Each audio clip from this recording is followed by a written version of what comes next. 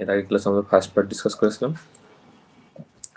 So এই পার্টের মধ্যে ইম্পর্টেন্ট টপিকস হচ্ছে অ্যাসিড বেস রিলেটেড যে ডিসঅর্ডারগুলো আছে, এর মধ্যে পরীক্ষায় যদি প্রশ্ন আসে মেটাবলিক অ্যাসিডোসিস এবং নিউরোটিক্যাল অ্যাসিডোসিস, এই দুটো টপিক থেকে বেশি আসে। আর এর বাইরে হাইপোম্যাগনেসিয়ামিয়া আছে অ্যান্ড হাইপারলিপিডেমিয়া, এই দুটো জায়গা থেকে প্রশ্ন আসে। এর বাইরে ফিনাইলকিটোনুরিয়া, হোমোসিস্টেনুরিয়া অ্যান্ড পরফাইরিয়া, এই তিনটে টপিক ইউজুয়ালি এমআরসি পরীক্ষায় বেশি প্রশ্ন আসে, এফসিপিএস এ সাধারণত এখান থেকে খুব একটা প্রশ্ন আসে না। তাহলে আমাদের প্রথম টপিক হচ্ছে acid base related disorder.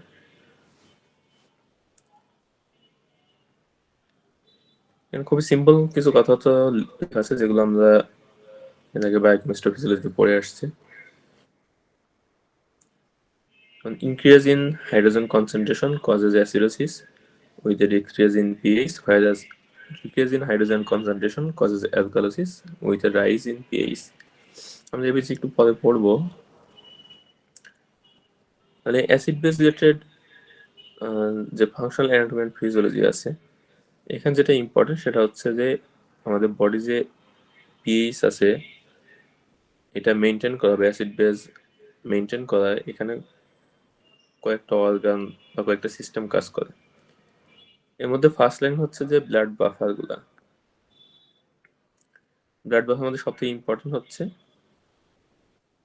Hydrogen ion এবং বাইকার্বনেট আয়ন, এই দুইটা মিলে কি ফর্মেশন করে? Carbonic acid.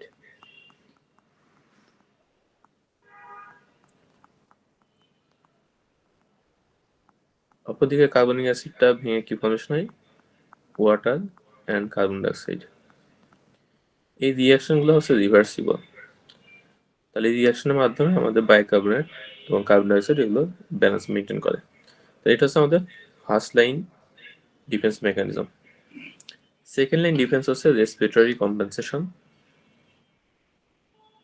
তাহলে বডিতে কোনো কারণে যদি অ্যাসিড বেস ডিসঅর্ডার হয়, তাহলে হাইপার ভেন্টিলেশন বা হাইপার ভেন্টিলেশনের মাধ্যমে বডি এটা ব্যালেন্স করার চেষ্টা করে। এটা হচ্ছে আমাদের সেকেন্ড লাইন মেকানিজম। তাহলে বডিতে যদি অ্যাসিডোটিক কন্ডিশন তৈরি হয়, মানে পিএইচ ফল করে, তখন বডি কি করে? হাইপার ভেন্টিলেশনের মাধ্যমে কার্বন ডাইঅক্সাইডটা বের করে দেয়,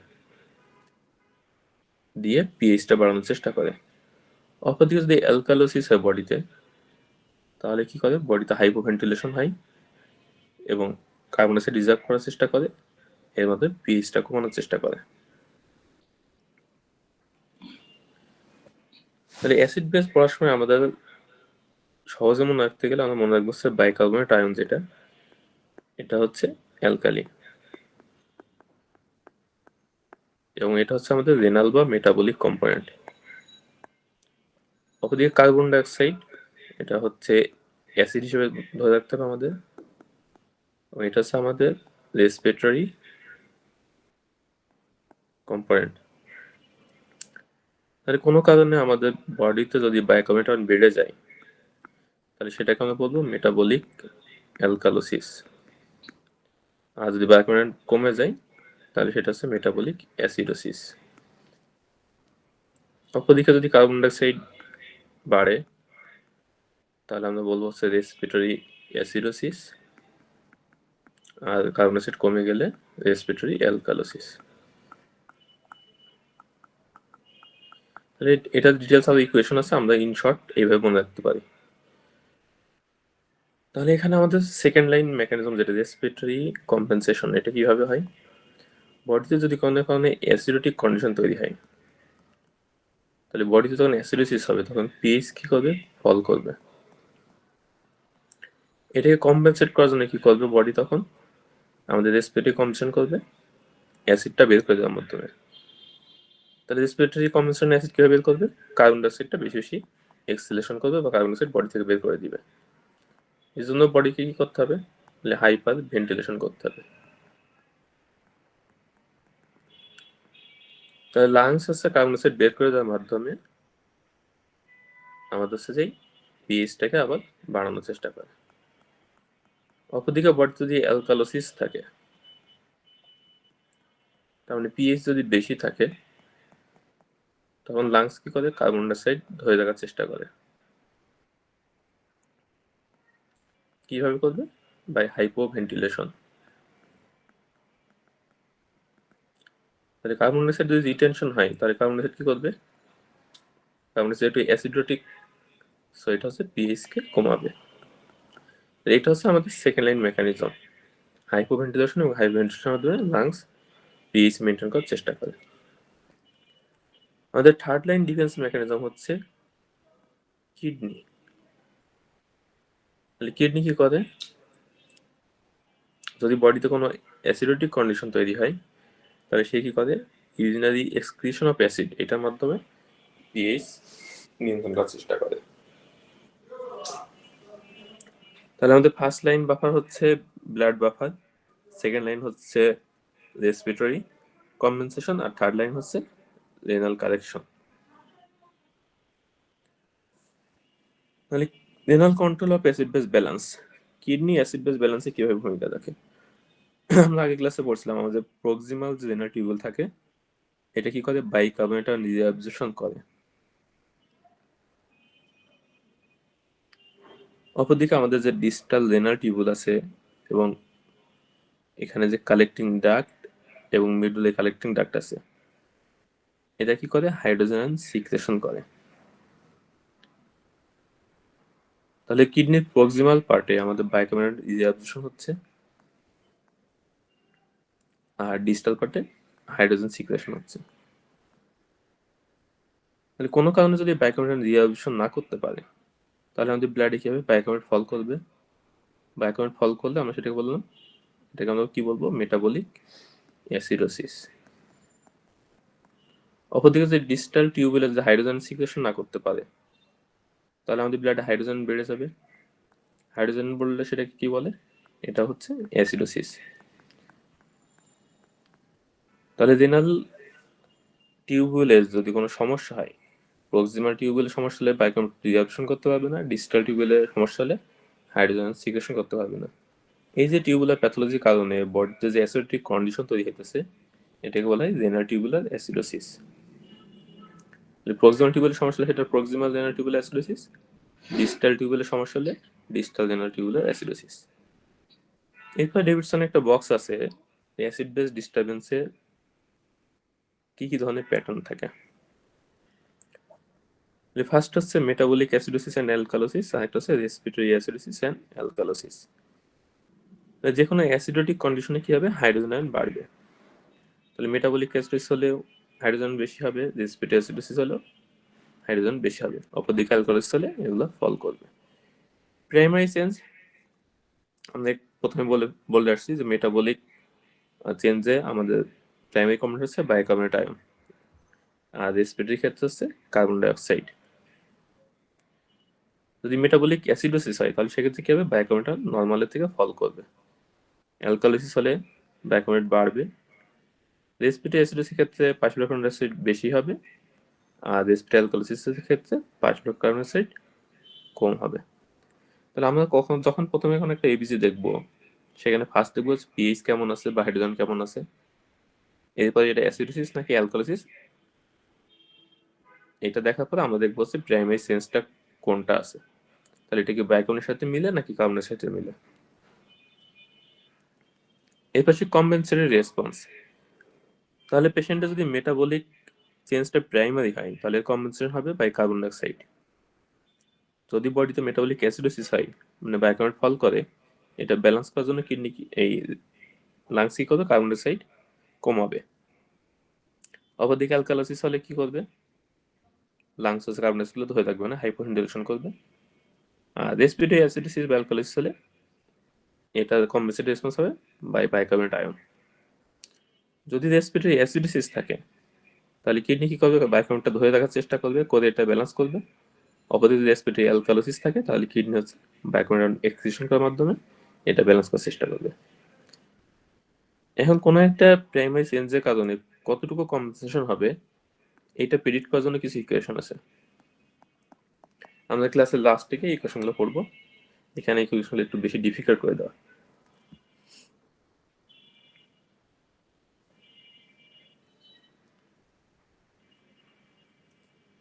এর পাশে আমাদের presenting problems in acid base balance. এখানে মেইনলি 4 ভাবে প্রেজেন্টেশন হইতে পারে কমনলি: মেটাবলিক অ্যাসিডোসিস, অ্যালকালোসিস, দেন হচ্ছে রেসপিরেটরি অ্যাসিডোসিস অ্যান্ড অ্যালকালোসিস। এর মধ্যে সবথেকে কমন যেটা আসে পরীক্ষা সেটা হচ্ছে মেটাবলিক অ্যাসিডোসিস। মেটাবলিক অ্যাসিডোসিসকে আমরা দুই ভাগে ভাগ করতে পারি, একটা হচ্ছে normal anion gap metabolic acidosis আর একটা হচ্ছে increased anion gap metabolic acidosis.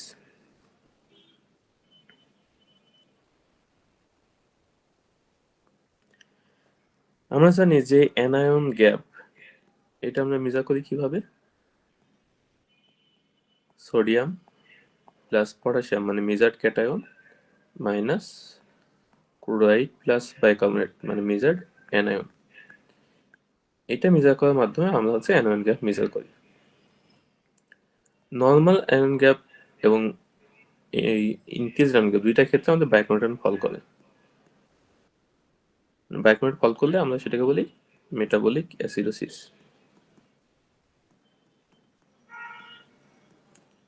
Normal anion gap metabolic acidosis যেটা, সেটা ক্ষেত্রে কি হয়? বাইকার্বনেট ফল করে কিন্তু ক্লোরাইড আয়নটা বাড়ে, ফলে অ্যানোন গ্যাপে তেমন কোনো চেঞ্জ হয় না। তাহলে এটাকে বলা হয় normal anion gap metabolic acidosis বা নাগমা। আর এখানে যেহেতু ক্লোরাইড বাড়তেছে, সেটা একটা নাম হচ্ছে হাইপার ক্লোরেমিক মেটাবলিক অ্যাসিডোসিস। তার মানে এখানে অ্যানোন গ্যাপে কোনো চেঞ্জ হবে না আর ক্লোরাইড আয়নের পরিমাণটা বাড়বে। অপরদিকে যদি এমন কোনো কন্ডিশন তৈরি হয় বডিতে যেখানে আনমেজার্ড অ্যানায়নগুলো বাড়ে, তাহলে সেক্ষেত্রে সমস্যা কি হবে? সেক্ষেত্রে ক্লোরাইড আয়নে তেমন কোনো চেঞ্জ হবে না, শুধুমাত্র বাইকার্বনেট আয়নটা ফল করবে। তাহলে সোডিয়াম এবং পটাশিয়াম ঠিকই আছে, ক্লোরাইড ঠিক আছে, বাট বাইকার্বনেটটা কমে গেছে। তাহলে এখানে যদি আমরা অ্যানোন গ্যাপ কাউন্ট করি, সেক্ষেত্রে দেখা যাবে অ্যানোন গ্যাপটা নর্মালের থেকে বেশি আছে। এটাকে বলা হয় high anion gap metabolic acidosis. তাহলে একটা হচ্ছে normal anion gap metabolic acidosis বা হাইপার ক্লোরেমিক মেটাবলিক অ্যাসিডোসিস, আর একটা হচ্ছে ইনক্রিজড অ্যানোন গ্যাপ বা high anion gap metabolic acidosis.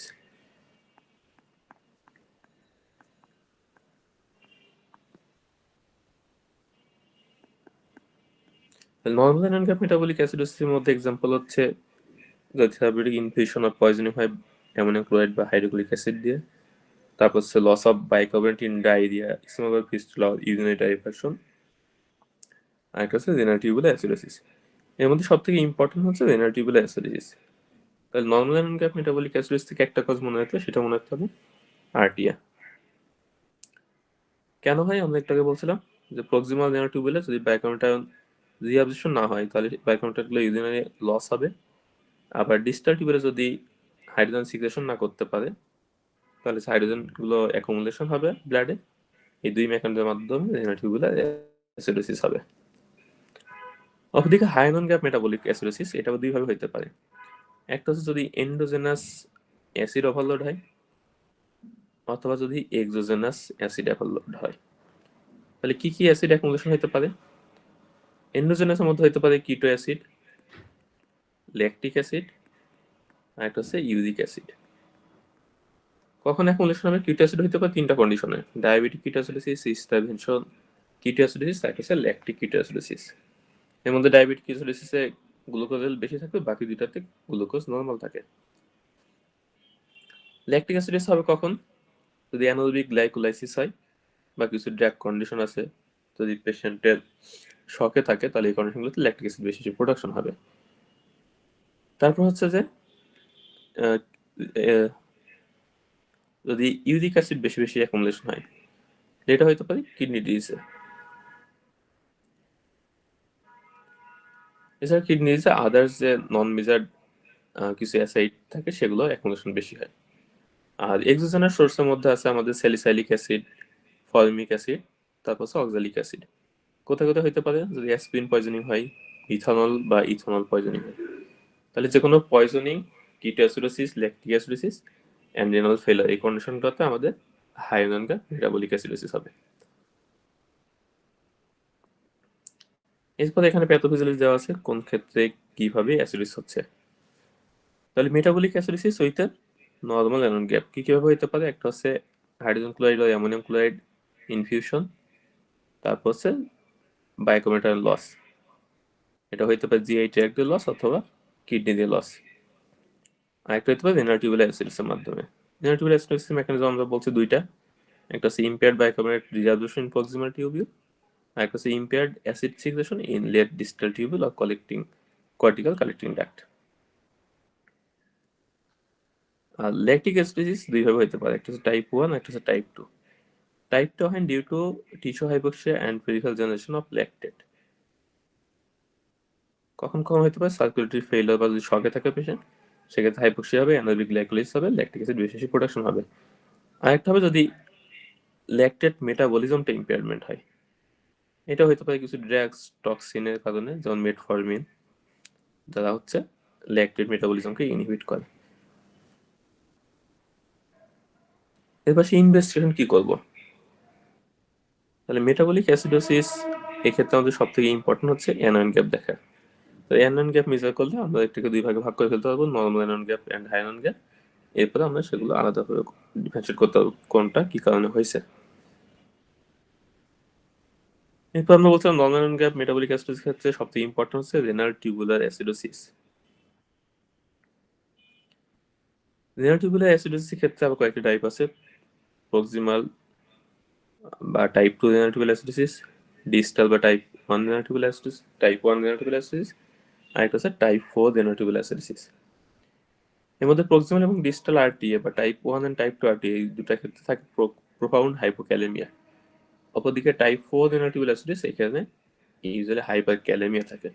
So এটা দেখে আমরা এই দুটোর ভিতরে ডিফারেন্সিয়েট করতে পারবো।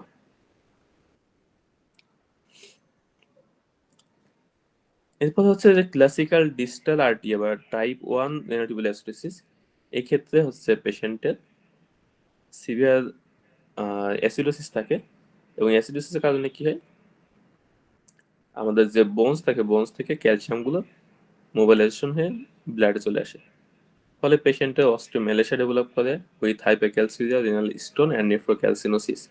এটা হচ্ছে টাইপ 1 এর জন্য আলাদা একটা ফিচার। তাহলে এখানে লাস্টে আলাদা করা আছে type 1, type 2 and type 4 renal tubular acidosis আমরা কিভাবে আলাদা করতে পারি। তাহলে সবাই থেকে আমরা দেখবো হচ্ছে পটাশিয়াম কেমন আছে। যদি আমরা দেখি সেরাম পটাশিয়াম কম আছে মানে হাইপোক্যালেমি আছে, তাহলে এটা হয় টাইপ 1 অথবা টাইপ 2। আর যদি পটাশিয়াম বেশি থাকে তাহলে সেটা টাইপ 4 রেনাল টিউবুলার অ্যাসিডোসিস। এখন সমস্যা হচ্ছে টাইপ 1 এবং টাইপ 2 দুইটাতে যেটা হাইপোক্যালেমিয়া থাকে, সো এই দুটো আমরা কিভাবে আলাদা করবো। তাহলে সেক্ষেত্রে আমরা দেখবো পেশেন্টের নেফ্রোক্যালসিনোসিস আছে কিনা, ইউরিনারি ক্যালসিয়াম কেমন। যদি পেশেন্টের নেফ্রোক্যালসিনোসিস থাকে, ইউরিনারি ক্যালসিয়াম বেশি থাকে, তাহলে সেটা টাইপ 1 রেনাল টিউবুলার অ্যাসিডোসিস।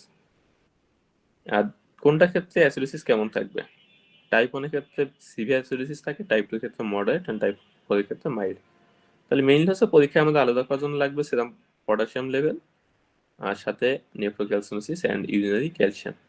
এই তিনটা দেখলে আমরা টাইপ 1, 2 অ্যান্ড 4 ডিফারেন্সিয়েট করতে পারবো। এরপর হচ্ছে causes of renal tubular acidosis. এটা পরীক্ষার জন্য খুবই ইম্পর্টেন্ট, প্রায় প্রায় পরীক্ষায় প্রশ্ন আসে।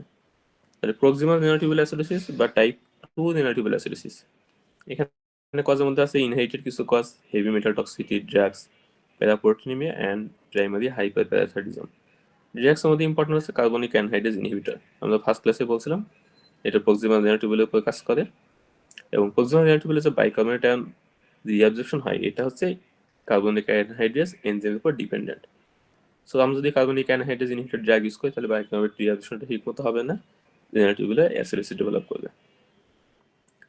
আর ডিস্টাল রেনাল টিউবুলার অ্যাসিডোসিস বা টাইপ 1 রেনাল টিউবুলার অ্যাসিডোসিস, এক্ষেত্রে মেইন কজ হচ্ছে অটোইমিউন ডিজিজগুলো। তাহলে আমাদের এসএলই, শোগরেন সিনড্রোম, সিস্টেমিক স্ক্লেরোসিস, এই টাইপের যেগুলো অটোইমিউন ডিজিজ আছে, রিউমাটয়েড আর্থ্রাইটিস, এইগুলোতে মেইনলি হচ্ছে ডিস্টাল বা টাইপ 1 এর রেনাল টিউবুলার অ্যাসিডোসিস ডেভেলপ করে। এর বাইরে কিছু টক্সিন ড্রাগ আছে যেমন টোলুইন, লিথিয়াম, অ্যামফোটেরিসিন, হাইপার গামাগ্লোবিনেমিয়া। আর প্রাইমারি হাইপারপ্যারাথাইডিজম, এখানে টাইপ 1 এবং টাইপ 2 দুইটাই হতে পারে।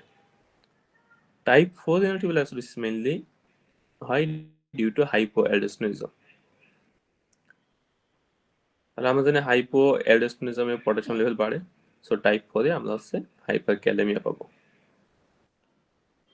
তাহলে এখানে হাইপারঅ্যালডোস্টেরন থাকতে প্রাইমারি ও সেকেন্ডারি।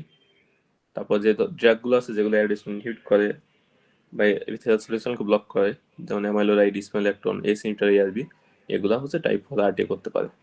আর এর বাইরে আছে obstructive nephropathy and renal transplant rejection. তাহলে কজগুলো মুখস্থ করা লাগবে, খুবই ইম্পর্টেন্ট পরীক্ষার জন্য। বাকি যে অ্যাসিড বেস ডিসঅর্ডারগুলো আছে, metabolic alkalosis, respiratory acidosis, alkalosis, এগুলো পরীক্ষা একটু কম আসে। মেটাবলিক অ্যালকালোসিস কখন বলবো? যখন প্লাজমা বাইকার্বনেট আয়ন বাড়বে এবং প্লাজমা পিএইচ লেভেল বাড়বে। কজের মধ্যে কি কি আছে? কন সিনড্রোম, কুশিং সিনড্রোম, তারপর সাস্টেন ভমিটিং, লুপ, থাইরয়েডাইটিক্স, over used antacid salts for treatment of dyspepsia. তাহলে আগের ক্লাসে আমরা কিছু কজ পড়ছিলাম, হাইপোক্যালেমিয়া উইথ অ্যালকালোসিস।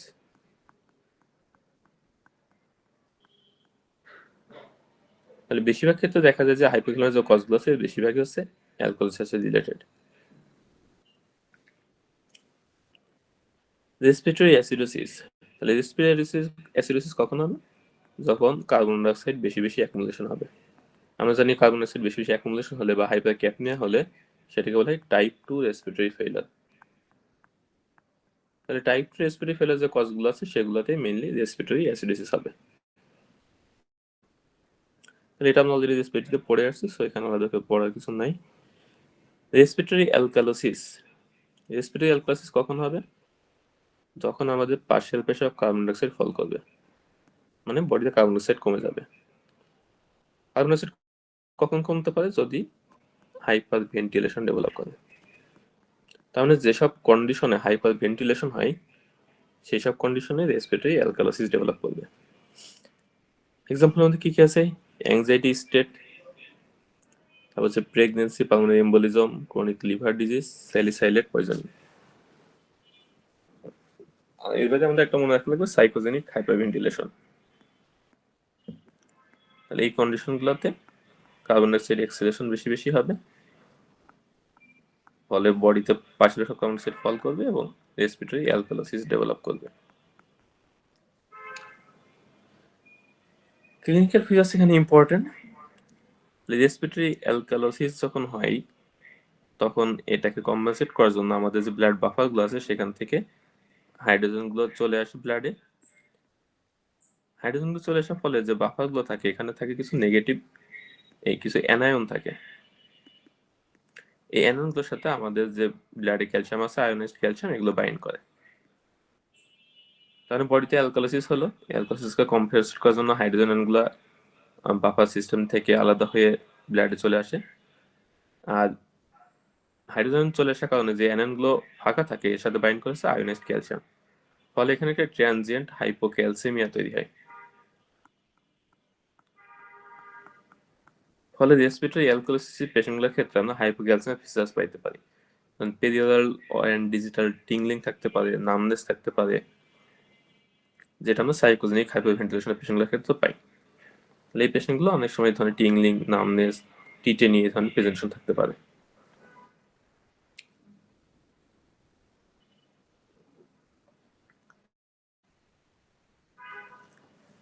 এরপর আসি ম্যাগনেসিয়াম হোমিওস্টাসিস। তাহলে ম্যাগনেসিয়াম হচ্ছে আমাদের একটা ইন্ট্রাসেলুলার ক্যাটায়ন। এটা হচ্ছে সবথেকে important function, sodium potassium ATPase enzyme অ্যাক্টিভিটিতে হেল্প করে।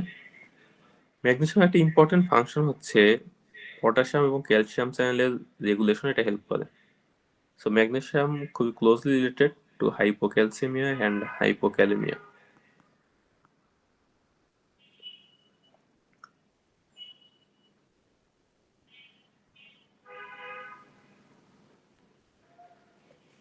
আচ্ছা, ম্যাগনেসিয়ামের সাথে ক্যালসিয়ামের হোমিওস্ট্যাসিস কি রিলেশন, এটা অনেক সময় পরীক্ষায় আসে। Magnesium is required for normal secretion of parathyroid hormone in response to a fall in serum calcium. Hypomagnesemia causes end organ resistance to PTH. তাহলে ম্যাগনেসিয়াম যদি ডেফিসিয়েন্সি থাকে তাহলে দুইটা সমস্যা হবে, একটা হচ্ছে প্যারাথাইরয়েড হরমোন সিক্রেশন হতে সমস্যা হবে, আর একটা হচ্ছে প্যারাথাইরয়েড হরমোন ফাংশনের সমস্যা হবে। তাহলে প্যারাথাইরয়েড হরমোন যদি সিক্রেশন কম হয় বা প্যারাথাইরয়েড হরমোন ঠিকমতো ফাংশন না করতে পারে তাহলে সবথেকে ইম্পর্টেন্ট ইফেক্ট কি হবে? বডিতে হাইপোক্যালসিয়ামে ডেভেলপ করবে।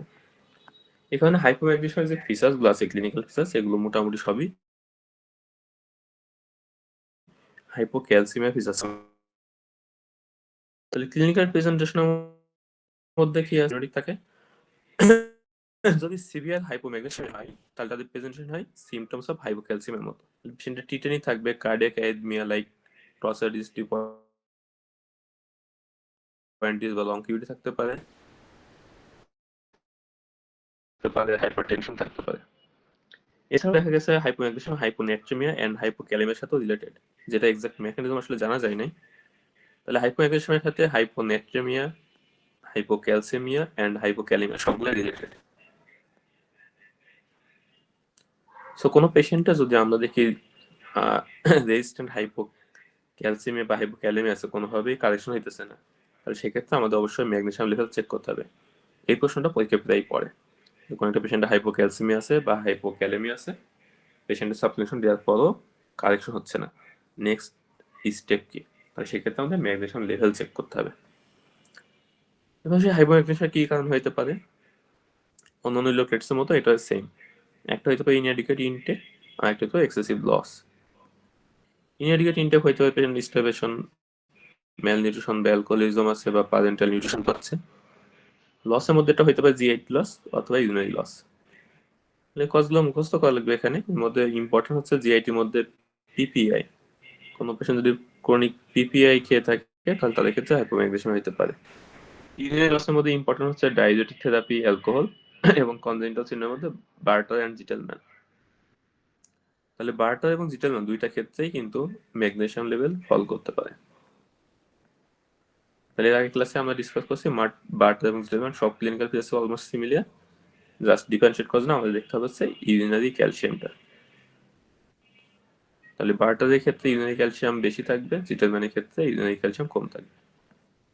বাকি অন্যান্য ফিচার্স গুলো যেমন হাইপোনেট্রিমিয়া, হাইপোক্যালেমিয়া, হাইপোম্যাগনেসিয়াম এগুলো দুইটা ক্ষেত্রে কমন।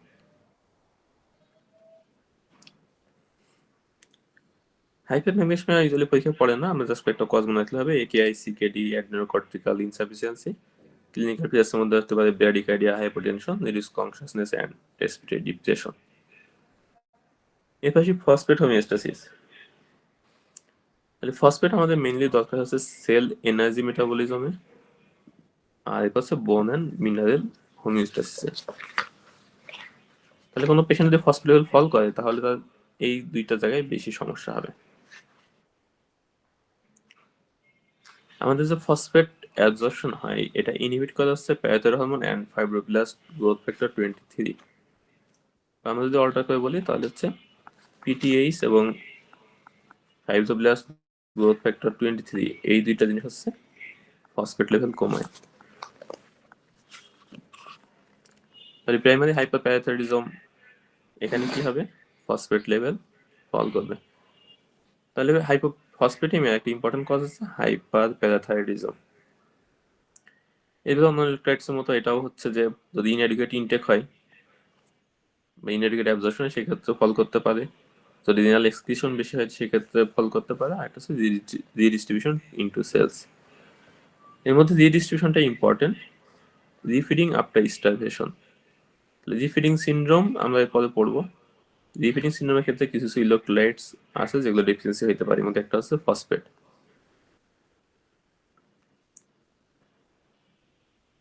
এরপর হচ্ছে ফসফেট অ্যাবজর্পশন আমাদের দরকার হচ্ছে vitamin D. Vitamin D important function হচ্ছে এটা জিআইডি থেকে ক্যালসিয়াম এবং ফসফেট অ্যাবজর্পশন করে। তাহলে কোনো পেশেন্ট যদি ভিটামিন ডি ডেফিসিয়েন্সি থাকে বা ভিটামিন ডি রেজিস্ট্যান্স থাকে তাহলে সেক্ষেত্রে হাইপোফসফেটটা ডেভেলপ করতে পারে। তাহলে কয়েকটা কজ আছে বেশি ইম্পর্টেন্ট, বাকি অন্যান্য কজগুলো আমাদের এমসিকিউর জন্য পড়া লাগবে। ক্লিনিক্যাল প্রেজেন্টেশন কিভাবে প্রেজেন্ট করতে পারে? ফসফেট যেহেতু আমাদের মাসেল, বোনস এই জায়গাতে বেশি লাগে, সো প্রেজেন্টেশন হবে এই রিলেটেড। তাহলে স্কেলেটাল মাসেলে পেশেন্টের ম্যানিফেস্টেশন হতে পারে মাসেল উইকনেস থাকতে পারে, রেসপিরেটরি মাসেল যদি ইনভলভমেন্ট হয় রেসপিরেটরি ফেলিওর ডেভেলপ করতে পারে। কার্ডিয়াক মাসেল ইনভলভমেন্ট হলে পেশেন্ট কনজেস্টিভ কার্ডিয়াক ফেলিওর হতে পারে। স্মুথ মাসেলের ক্ষেত্রে পেশেন্ট প্যারালিটিক আইলিয়াস প্রেজেন্ট করতে পারে। এছাড়া পেশেন্টের সিএনএস ম্যানিফেস্টেশন হতে পারে decrease consciousness, seizure and coma. বোনে হতে পারে কি অস্টোম্যালেশিয়া এন্ড রিকেটস।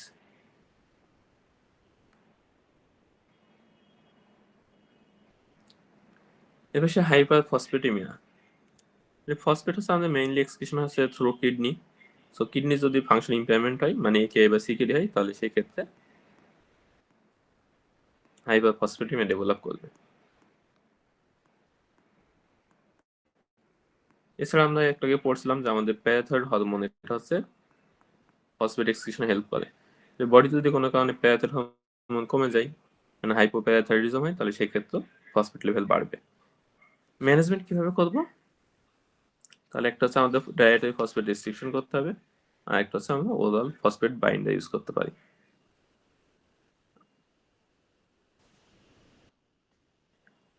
এর পাশে আমাদের lipid and lipoprotein related metabolism. তাহলে এখান থেকে আমাদের খুব বেশি পড়ার দরকার নেই, জাস্ট কয়েকটা অংশ যেখান থেকে প্রশ্ন আসে শুধু সেগুলো পড়বো। তাহলে আমাদের লিপিডের মধ্যে ইম্পর্টেন্ট হচ্ছে তিনটা: কোলেস্টেরল, ট্রাইগ্লিসাইড অ্যান্ড ফসফোলিপিড। এর মধ্যে কোলেস্টেরল ট্রান্সপোর্ট থেকে আমাদের একটা জিনিস জানা লাগবে, সেটা হচ্ছে rate limiting enzyme for cholesterol synthesis. এটা হচ্ছে হাইড্রক্সি মিথাইল গ্লুটারাইল কোএনজাইম এ, বা আমরা শর্টকাট যেটা বলি এইচএমজি কোএ এনজাইম। তাহলে এটা লাগবে হচ্ছে আমরা যখন ট্রিটমেন্ট করবো হাইপোলিপিডিমিয়া, সেখানে হচ্ছে এই এনজাইমটা ইম্পর্টেন্ট। এরপর হচ্ছে লিপিডস অ্যান্ড কার্ডিওভাস্কুলার ডিজিজ। তাহলে আমাদের কার্ডিওভাস্কুলার ডিজিজের জন্য সব থেকে ইম্পর্টেন্ট যেটা, সেটা হচ্ছে লো ডেনসিটি লিপোপ্রোটিন। তাহলে এটা পরীক্ষায় আসে যে লিপোপ্রোটিন যেগুলো আছে এর মধ্যে সব থেকে অ্যাথেরোজেনিক বা কার্ডিওভাস্কুলার রিস্ক ফ্যাক্টর বাড়ায় কোনটা। তাহলে এই ক্ষেত্রে আমাদের এলডিএলটা সবচেয়ে বেশি ইম্পর্টেন্ট। অপরদিকে এইচডিএল কি করে? Removes cholesterol from tissues to liver where it is metabolised and excreted in bile. তাহলে আলটিমেটলি এইচডিএল হচ্ছে আমাদের কোলেস্ট্রল মেটাবলিজমে হেল্প করতেছে। তাহলে এইচডিএল হচ্ছে আমাদের জন্য হেল্পফুল, আর এলডিএল হচ্ছে আমাদের জন্য রিস্ক হিসেবে কাজ করে, রিস্ক ফ্যাক্টর হিসেবে কাজ করে।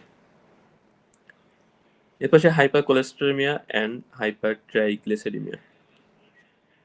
হাইপার কোলেস্টেরেমিয়া ফিজিক্যাল সাইন কি পাইতে পারি?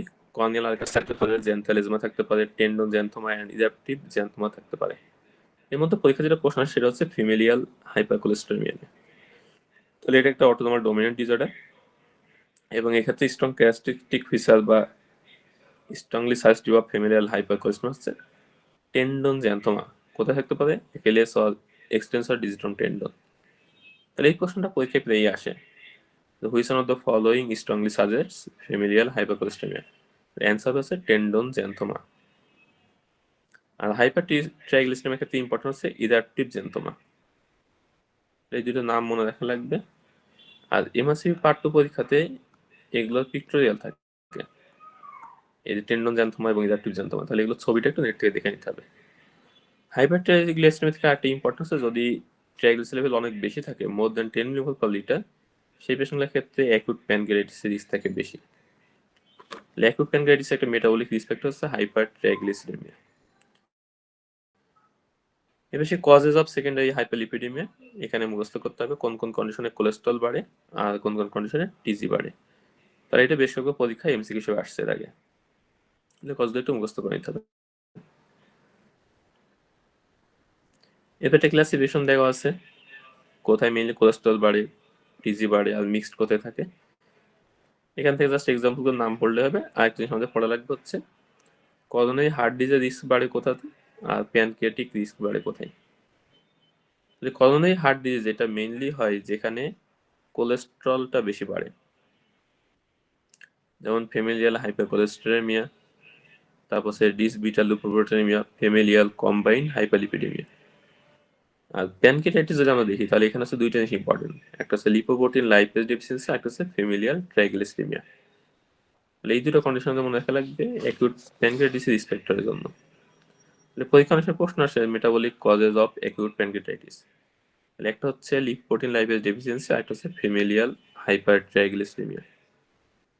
আর যেগুলো ক্ষেত্রে হাইপারকোলেস্টেরেমিয়া বেশি সেখানে করোনারি হার্ট ডিজিজের রিস্ক থাকে বেশি।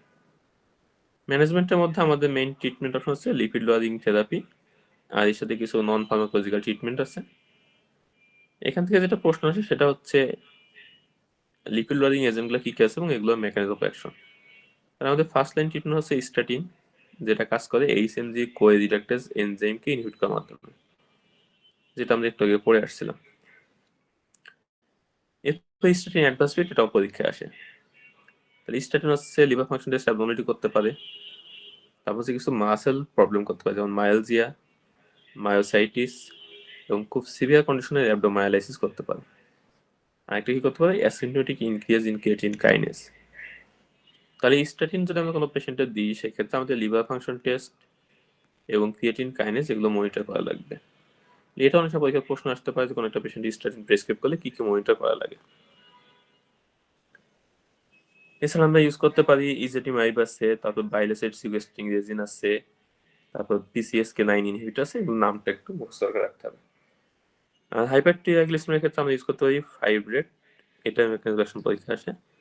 এটা স্টিমুলেট করে পারক্সিজম এই প্যারোক্সিজম প্রলিফারেটর অ্যাক্টিভেটেড রিসেপ্টর বা PPAR। এবার হচ্ছে মনিটরিং থেরাপি। আমরা মনিটর করবো কি কি, একটা হচ্ছে ALT দেখবো, আর একটা হচ্ছে ক্রিয়েটিন কাইনেজ দেখবো। ইমার্সি পরীক্ষা একটা কমন প্রশ্ন থাকে যে কোনো একটা পেশেন্ট স্ট্যাটিন দেওয়া হয়েছে, এরপর ক্রিয়েটিন কাইনেজ বা 5 বা 10 টাইমস এর বেশি বেড়ে গেছে, এই ক্ষেত্রে আমাদের কি করতে হবে, বা স্ট্যাটিন আমরা কখন বন্ধ করবো।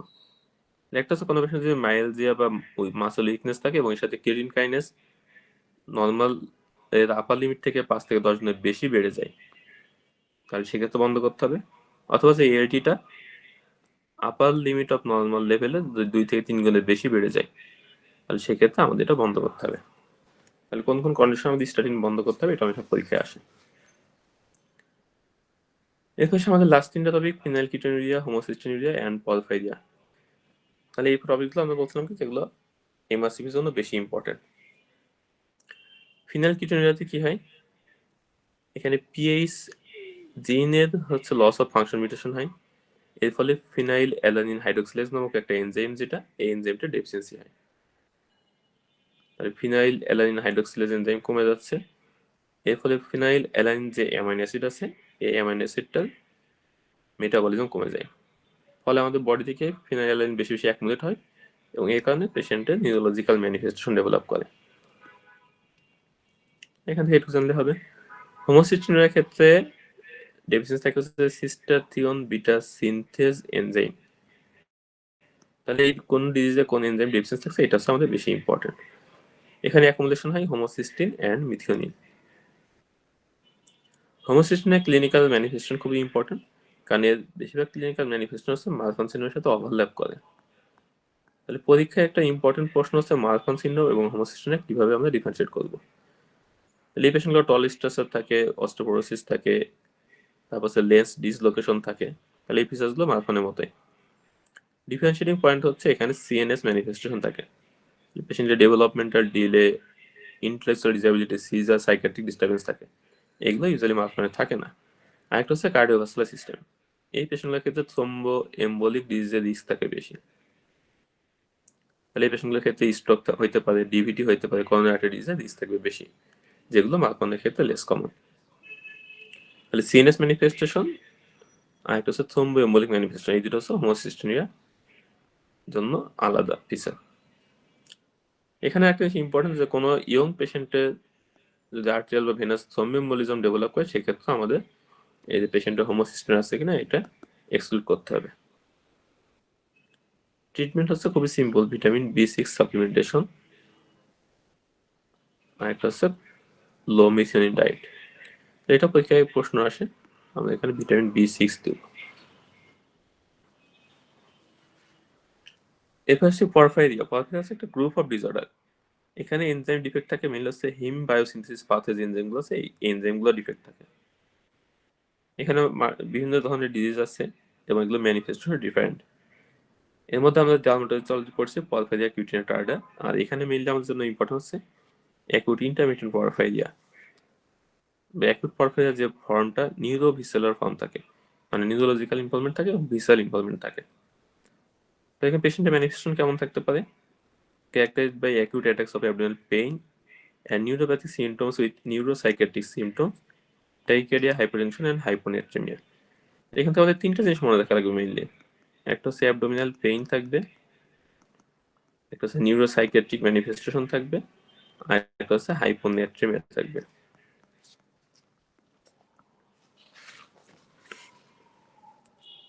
মোস্ট কমন ফর্ম হচ্ছে অ্যাকুট ইন্টারমিটেন্ট পরফাইরিয়া। এখানে অ্যাকুমুলেশন হয় কি delta amino levulinic acid and প্রোপলফোবিলিনোজেন। তাহলে আমরা হচ্ছে ইউনিট এগুলো মেজার করে ডায়াগনোস কনফার্ম করতে পারি। তাহলে সব প্রশ্ন আসে যে how will you confirm this disease, তাহলে using for the presence of amino levulinic acid and porphobilinogen. এরপর কিছু ট্রিগার ফ্যাক্টর আছে যেগুলো পরফাইরিয়া এক্সাভেট করতে পারে, যেমন fasting, trauma, intercurrent infection, alcohol, drugs, menstrual cycle and hormonal contraceptive. এর মধ্যে কোন কোন ড্রাগ ইন্টারমিটেন্ট পরফিরিয়াকে এক্সাভেট করে বা কোন কোন ড্রাগ রিসার্চ হিসেবে কাজ করে, এগুলো এক্সাম্পল এমআরসি পরীক্ষাতে লাগে। ম্যানেজমেন্ট হচ্ছে ফার্স্ট হচ্ছে প্রভোকিং কোনো ফ্যাক্টর থাকলে সেগুলো অ্যাভয়েড করতে হবে। অ্যাকিউট অ্যাটাক হলে oral or IV glucose supplementation দিতে হবে। আর যদি সিভিয়ার কেস হয় সেক্ষেত্রে ইন্ট্রাভাস্কুলার হিম আর্জিনেট সাপ্লিমেন্টেশন দিতে হবে। তাহলে এই দুটো পরীক্ষা আসে।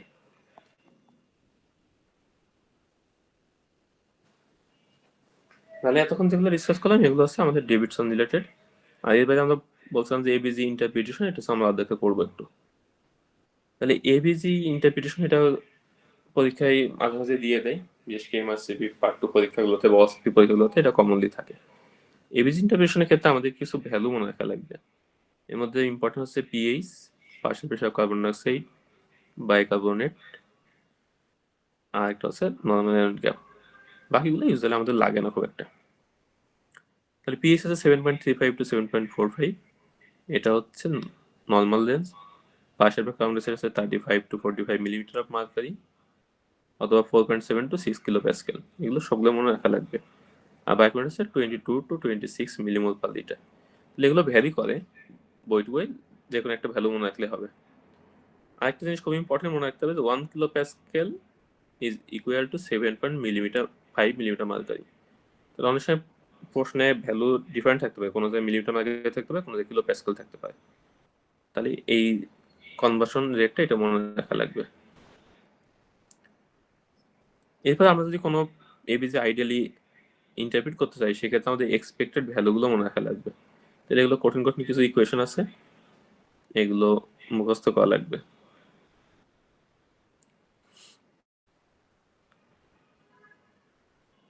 এর পাশে স্টেপস অফ এবিজি ইন্টারপ্রিটেশন। তাহলে আমরা একটা এবিজি রিপোর্ট পেলে কিভাবে ইন্টারপ্রিটেশন করবো।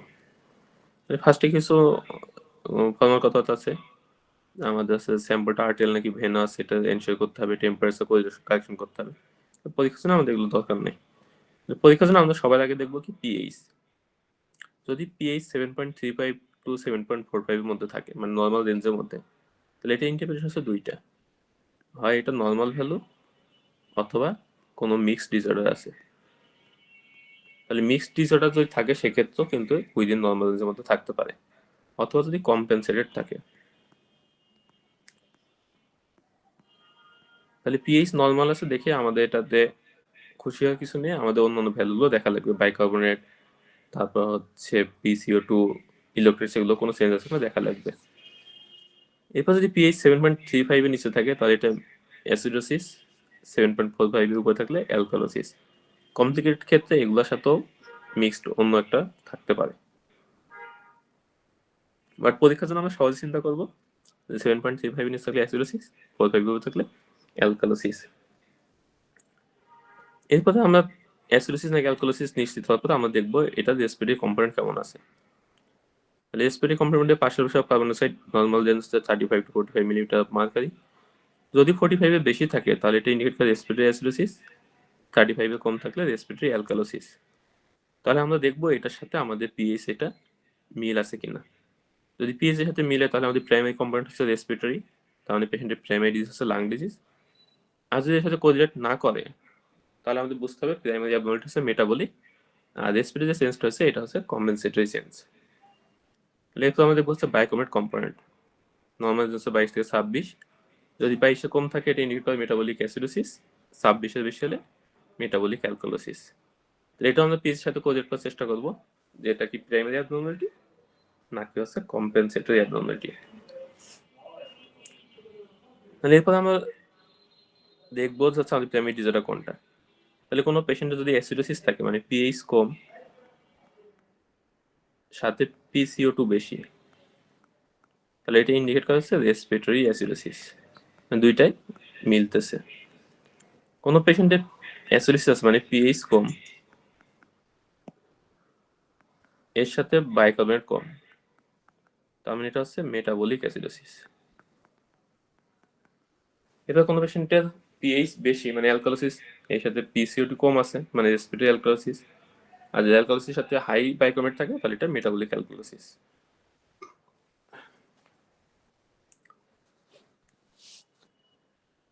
এটা আরো সহজে আমরা যদি সরলভাবে মনে রাখার চেষ্টা করি তাহলে পিএইচ কম মানে অ্যাসিডোসিস, এটা যদি রেসপিরেটরি অ্যাসিডোসিস হয় তাহলে এর সাথে কি থাকবে, পিসিও2 বেশি থাকবে। আর এটাকে কম্পেনসেট করার জন্য বায়োকোমেট কেমন থাকবে, বায়োকোমেট বেশি থাকবে।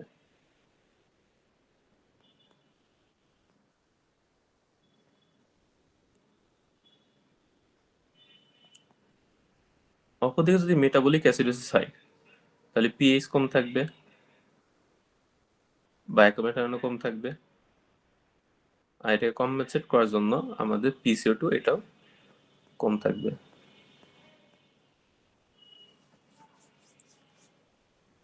যদি মেটাবলিক অ্যালকালোসিস হয় তাহলে অ্যালকালোসিসের জন্য পিএইচ বেশি, বাইকার্বনেট বেশি, এবং এটা কম্পেনসেট করার জন্য কার্বন ডাইঅক্সাইডও বেশি বেশি হবে, মানে হাইপোভেন্টিলেশন থাকবে। তাহলে এই প্যাটার্নটা থেকে যদি একটা জিনিস খেয়াল করেন, সবগুলো যদি একই দিকে থাকে, মানে পিএইচও কম, বাইকার্বনেটও কম, পিসিও2 কম, অথবা পিএইচ বেশি, বাইকার্বনেট বেশি, পার্সেন্টেজ কার্বন ডাইঅক্সাইডও বেশি, মানে সবগুলো যদি একই দিকে থাকে তার মানে প্রাইমারি অ্যাবনর্মালিটি হচ্ছে মেটাবলিক বা রেনাল কজ। তাহলে এটা হচ্ছে শর্টকাট থিওরি। আর যদি দেখেন এগুলো উল্টোপাল্টা আছে, পিএইচ একদিকে, পার্সেন্টেজ কার্বন ডাইঅক্সাইড বা বাইকার্বনেট অন্যদিকে, তাহলে এটা হচ্ছে প্রাইমারি অ্যাবনর্মালিটি হচ্ছে রেসপিরেটরি।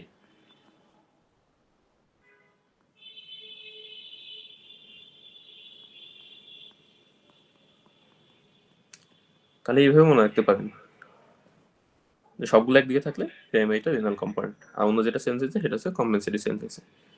তাহলে আমরা মেটাবলিক অ্যাসিডোসিস নাকি মেটাবলিক অ্যালকালোসিস, রেসপিরেটরি অ্যাসিডোসিস নাকি রেসপিরেটরি অ্যালকালোসিস, এটা হচ্ছে এইভাবে আমরা ডায়াগনোসিস করতে পারি প্রথমে। তো এটা ডায়াগনোসিস করার পরে আমাদের দেখা লাগবে হচ্ছে কম্পেনসেশন এক্সপেক্টেড ভ্যালু কতটুকু, মানে আমাদের বডি অ্যাডুকেট কম্পেনসেশন করতে পারছে কিনা। এখানে দুইটা জিনিস important, body tries to restore pH by partial or full compensation, never over compensates. তাহলে কম্পেনসেশন করে কখনোই বডি অ্যাসিডিক কন্ডিশনকে অ্যালকালোসিস বা অ্যালকালোসিস কন্ডিশনকে অ্যাসিডিস করবে না, কম্পেনসেশন করে সেটা নর্মাল রেঞ্জের মধ্যে নেওয়ার চেষ্টা করবে। তাহলে এখানে আমাদের কিছু ফর্মুলা মনে রাখা লাগবে যে আমাদের এক্সপেক্টেড ভ্যালু কত হতে পারে। তাহলে পরীক্ষার জন্য আমাদের শুধু একটা মনে রাখলে হবে, বাকিগুলো যেহেতু একটু কঠিন সবগুলো মনে রাখলে পরীক্ষা গোলমাল লেগে যেতে পারে। তাহলে মেটাবলিক অ্যাসিডোসিস যেহেতু পরীক্ষা কমনলি আসে এটাই মনে রাখবো। মেটাবলিক অ্যাসিডোসিস ক্ষেত্রে আমাদের expected partial pressure of carbon dioxide হবে হচ্ছে আমাদের যে বাইকার্বনেট আছে সেটা আমরা পুনর্যোগ করলে সহজেই এক্সপেক্টেড ভ্যালুটা পাবো।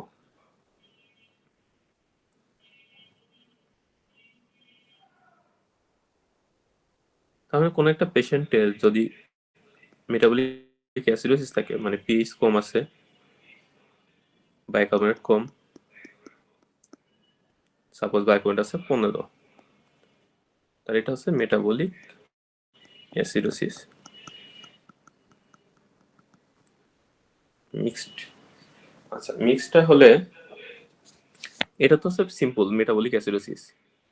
তাহলে এখানে এক্সপেক্টেড পার্শিয়াল কার্বন কত হবে আমাদের, তাহলে আমাদের ইকুয়েশনটা লাগবে মেটাবলিক অ্যাসিডোসিস ক্ষেত্রে আমরা এক্সপেক্টেড পিসিও2 কত বলছিলাম, 15 যোগ করলে আমরা পাবো। তাহলে বাইকার্বনেট আছে 15, এর সাথে আমাদের আরো 15 যোগ করা লাগবে, তাহলে এক্সপেক্টেড ভ্যালু হচ্ছে 30।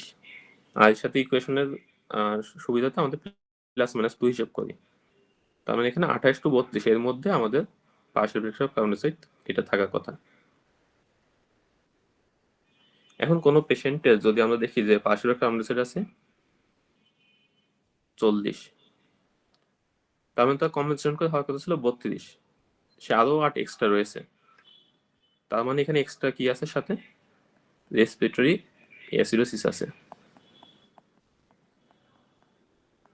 তার মানে এই পেশেন্টের একটা আছে মেটাবলিক অ্যাসিডোসিস আর এর সাথে আছে রেসপিরেটরি অ্যাসিডোসিস।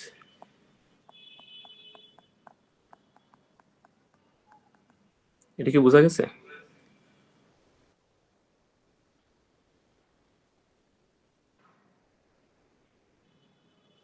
আচ্ছা, আমরা প্রথমে বললাম কি পেশেন্টের পিএইচ কম, বায়োকেমিটাল নর্মাল থেকে কম। বায়োকেমিটাল নর্মাল কত? 22 থেকে 26। পেশেন্টে আছে 15। তাহলে পেশেন্টের পিএইচও কম, বায়োকেমিটালও কম। তাহলে এটা হচ্ছে মেটাবলিক অ্যাসিডোসিস। এটুকু তো বোঝা গেছে।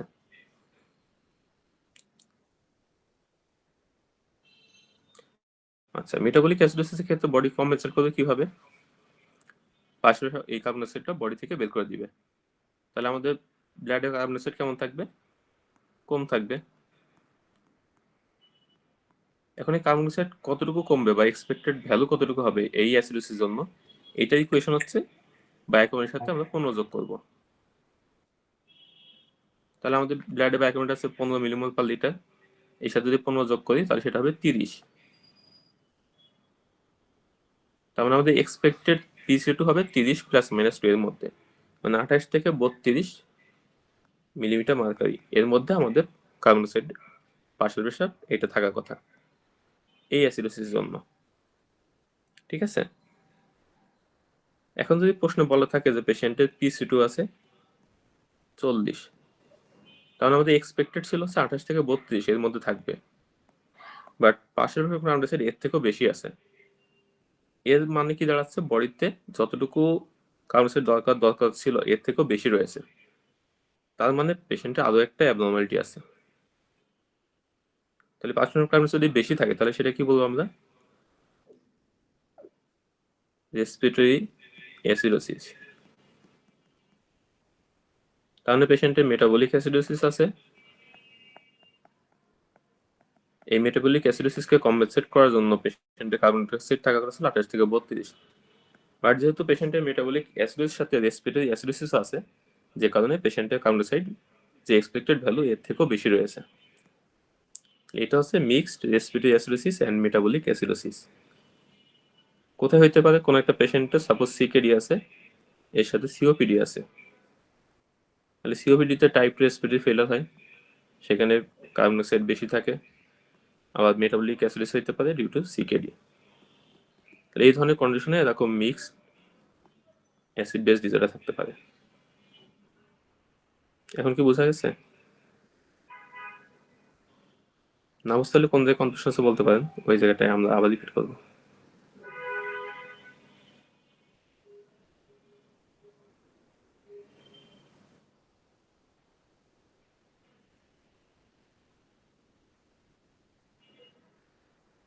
ওকে, তাহলে দেখেন এখানে আমরা লিখে রাখছি আলাদা করে।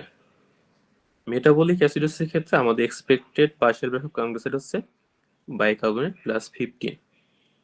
এখন আমরা যদি ক্যালকুলেশন করে দেখি যে actual partial pressure carbon dioxide মানে যেটা আমাদের প্রশ্নে দেওয়া আছে এটা এক্সপেক্টেড ভ্যালু থেকে বেশি, তার মানে অ্যাডিশনাল রেসপিরেটরি অ্যাসিডোসিস আছে।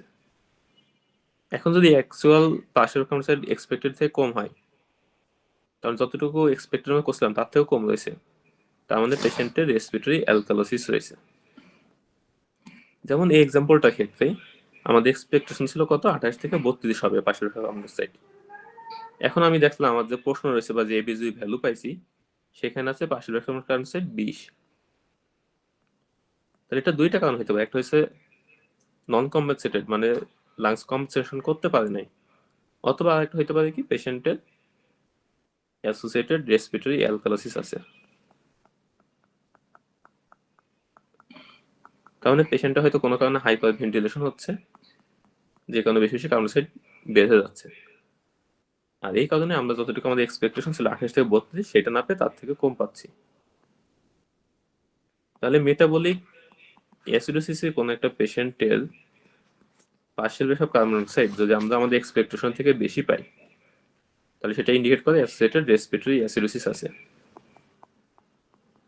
আর যদি আমাদের এক্সপেক্টেড ভ্যালুর থেকে পার্শিয়াল প্রেশার কার্বন ডাইঅক্সাইডটা কম থাকে, তাহলে ইন্ডিকেট করে অ্যাসোসিয়েটেড রেসপিরেটরি অ্যালকালোসিস আছে।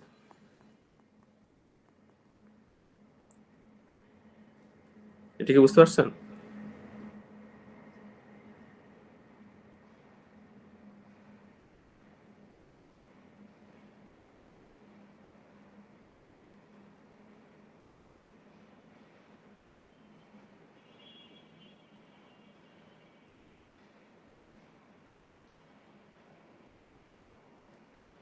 আচ্ছা, এইভাবে আমাদের প্রত্যেকটার জন্যই এক্সপেক্টেড ভ্যালু বের করা লাগবে। মেটাবলিক অ্যালকালোসিস, অ্যাকিউট, ক্রনিক স্পিড অ্যাসিডোসিস, অ্যানালকোলিসিস। এই এক্সপেক্টেড ভ্যালু দেখার পরে আমাদের দেখতে হবে যে এটা আমাদের যে এবিজি ভ্যালু আছে এটা এক্সপেক্টেড ভ্যালু থেকে কম নাকি বেশি। যদি কম বেশি হয় তাহলে সেক্ষেত্রে আমাদের আদার্স কোনো একটা অ্যাবনর্মালিটি আছে, এটা আমাদের চিন্তা করতে হবে।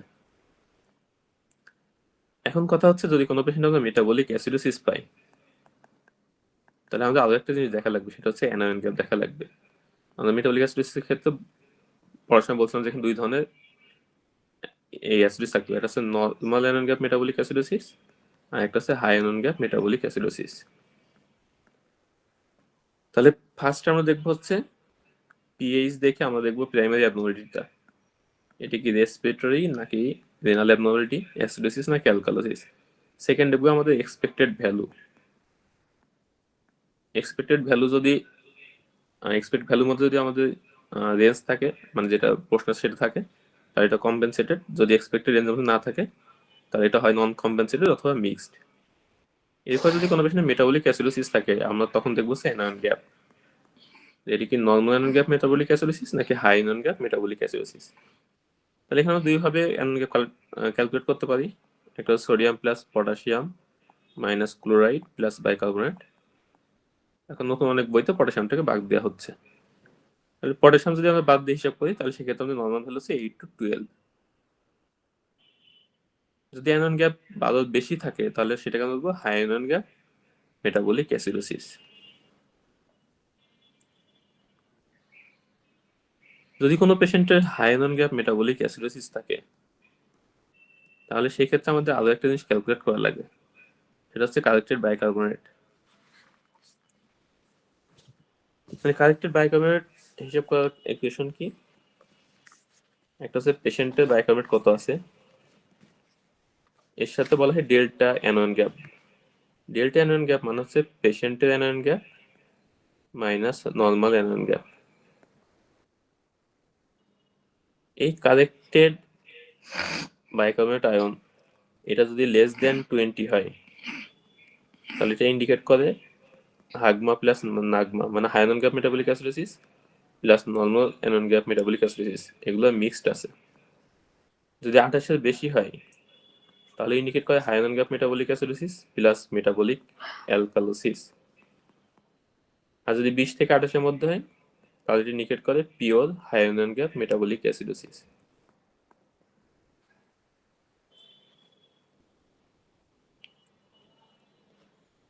এটা কি বুঝতে পারছেন?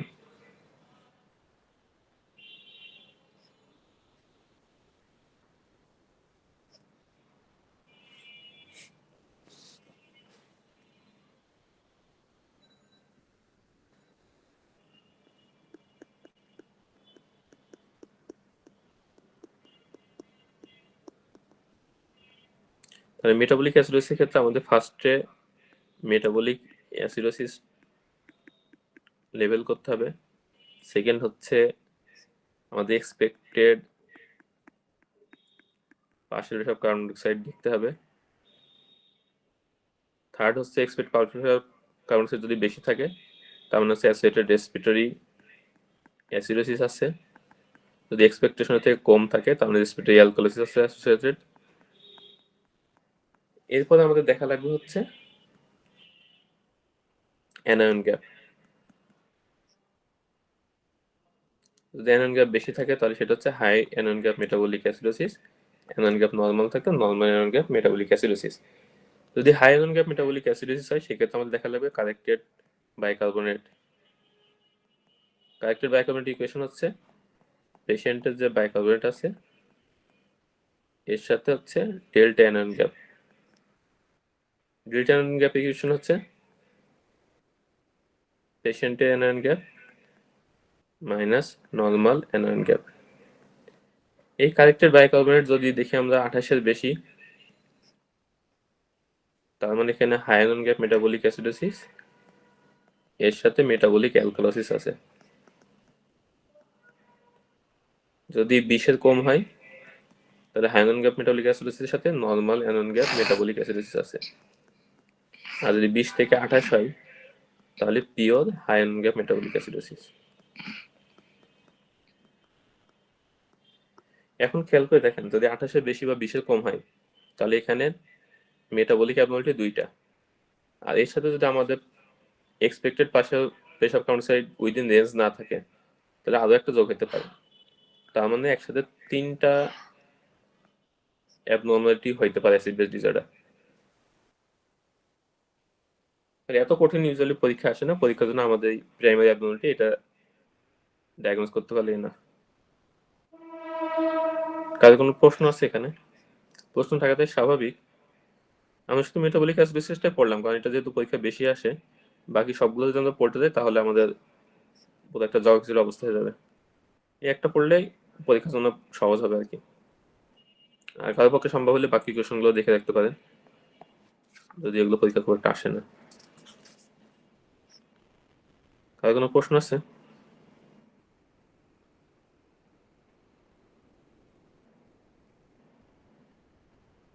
আর এবিজিটা সলভ করার জন্য একটা ইম্পর্টেন্ট হচ্ছে আমাদের এগুলো হচ্ছে যে এবিজি গুলো সলভ করা, প্রশ্ন সলভ করা।